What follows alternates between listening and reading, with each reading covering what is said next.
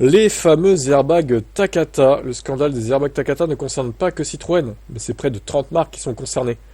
Et ça concerne des voitures électriques aussi, mine de rien. Et oui, même si ça date il y a une dizaine d'années, même... alors même ça part de 98 hein, quand même. Hein. Incroyable.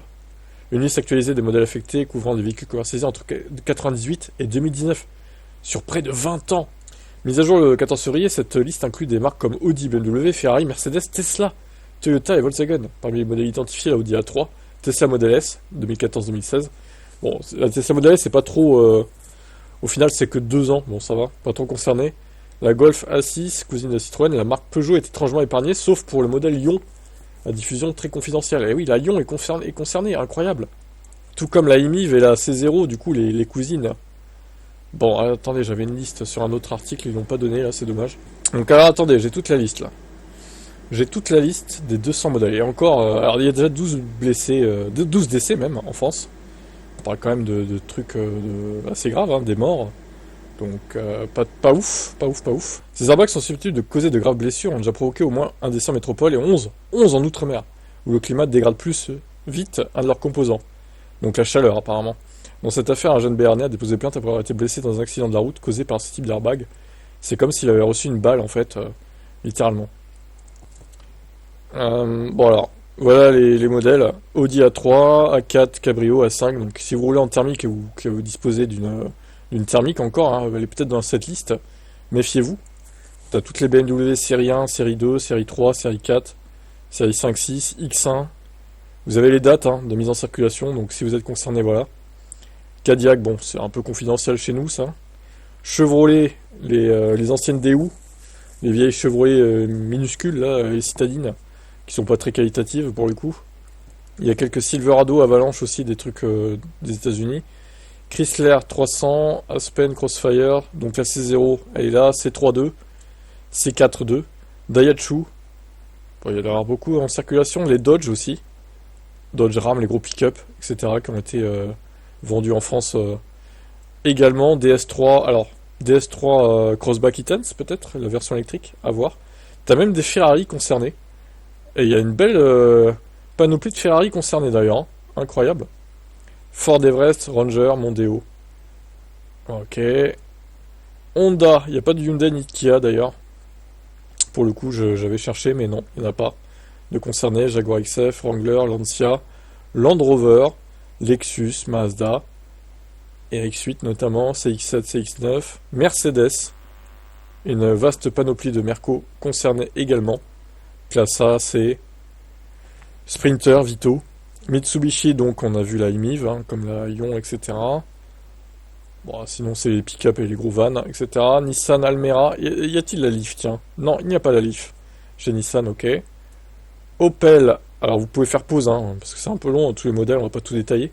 Peugeot Ion, du coup c'est la seule Peugeot concernée. Seat Alhambra, Altea, nanana. Skoda Citigo, alors là, Volkswagen e-Up, j'avais vu dans la liste, la e-Up elle est là. Donc Tesla on a vu, nanana. Tesla, alors Toyota, il y a pas mal de Toyota Auris A26. Bon, c'est des vieilles hein, par contre. Hein.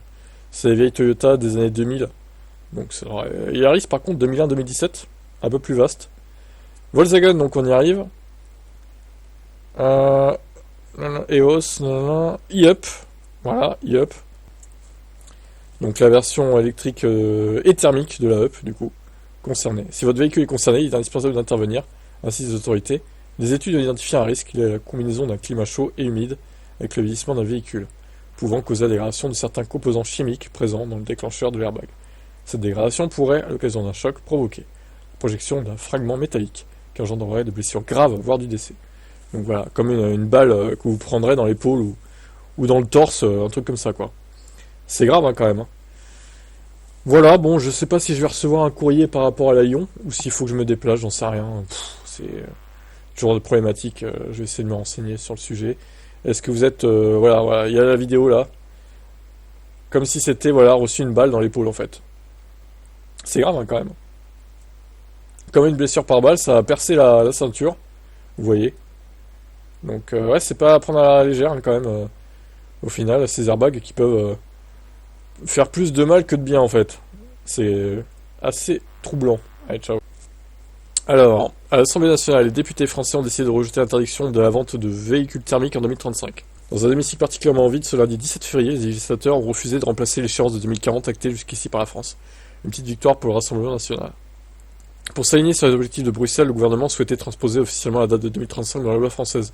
Comme le rappelle le Figaro, cette date s'impose à la France en vertu du principe de primauté de droit de l'UE, mais les députés n'étaient vraisemblablement pas de cet avis. Un projet de loi a été soumis ce lundi. Au total, 34 députés ont voté pour la suppression de l'article comportant une date limite pour vendre des thermiques. En majorité du Rassemblement national, et 30 ont voté contre. Un échec de justesse faute de troupes suffisantes dans l'hémicycle.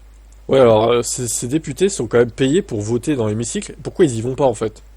Juste, qu'est-ce qu'ils foutent? Qu'est-ce qu'ils ont de plus intéressant à faire que d'aller voter dans l'hémicycle alors qu'ils sont payés pour? Non mais moi j'aimerais qu'on m'explique aussi ça, hein. C'est pas trop normal, hein. Mathias Renaud, député RN, a estimé que pour les ménages les plus modestes, l'achat d'une voiture électrique représente un coût qui est assez inabordable. Le secteur automobile européen à ce stade n'est pas prêt. Alors, c'est faux parce qu'au final, on parle de voitures neuves, en fait, thermiques. Vous croyez vraiment que les ménages modestes ont les moyens de s'acheter une thermique neuve? Même si les thermiques neuves sont moins chères que les électriques neuves, on est d'accord, mais ça reste un coût énorme quand même. Les ménages modestes, la vérité, c'est qu'ils vont vers des voitures d'occasion thermiques. Et personne n'a parlé de retirer les voitures d'occasion de la circulation. Hein, il me semble. Il va falloir arrêter avec cet argument aussi, hein. Selon la Rayon de Presse, pour transposer cette date dans le droit français, Marc Ferracci, ministre de l'Industrie et de l'Énergie, a quant à lui défendu l'objectif de 2035. Il estime que l'objectif de 2035 fixé par la Commission européenne a mis en mouvement toute la filière automobile, et que celle-ci ne demande pas de remise en question. La France devra, quoi qu'il arrive, se conformer aux exigences de Bruxelles. C'est donc probablement qu'une question de temps pour que l'échéance de 2035 figure dans le droit français. Oui, bon. Affaire à suivre. On a encore 10 ans pour que ça soit le cas, donc voilà. Il y a le temps. Ciao. Toyota a dévoilé une nouvelle version de sa pile à combustible hydrogène. Encore? Ils sont encore là-dessus, Toyota? Oh là là. Bon, voyons. Troisième génération de son système à propulsion hydrogène. C'est déjà la troisième génération au final. Cette nouvelle pile à combustible pourrait être davantage adaptée aux véhicules lourds. Ah oui, bon. Le tout nouveau Third-Gen FC System, tel que Toyota le nomme, se veut utile pour d'autres véhicules. En l'occurrence, il pourrait être adapté aux poids lourds et aux véhicules commerciaux. Par rapport à la deuxième génération, ce système améliore la performance globale, dont l'efficience. De plus, il représente une grande économie dans les coûts de production et d'utilisation.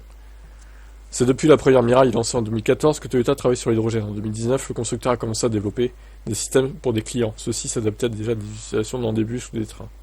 Le retour des clients de Toyota ont permis de faire évoluer le système, tout comme des tests de démonstration. Ça a également réussi à apporter la technologie des progrès nets et impressionnants. Selon Toyota, cette troisième génération offre une longévité 2 fois supérieure à celle de la deuxième, atteignant un niveau comparable à celui des moteurs diesel et une conception ne nécessitant aucun entretien.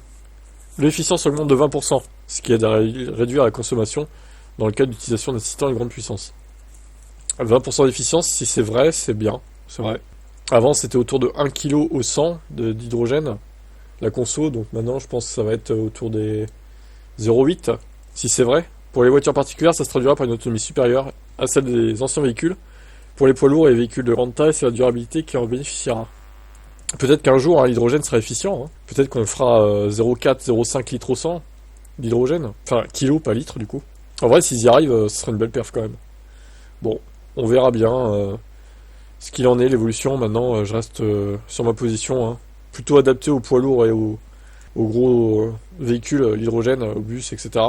Plutôt qu'aux voitures particulières. À moins qu'ils trouvent une solution miracle qui rendrait vraiment les voitures hydrogène supra-efficientes. Mais bon, j'en doute, personnellement. Ciao.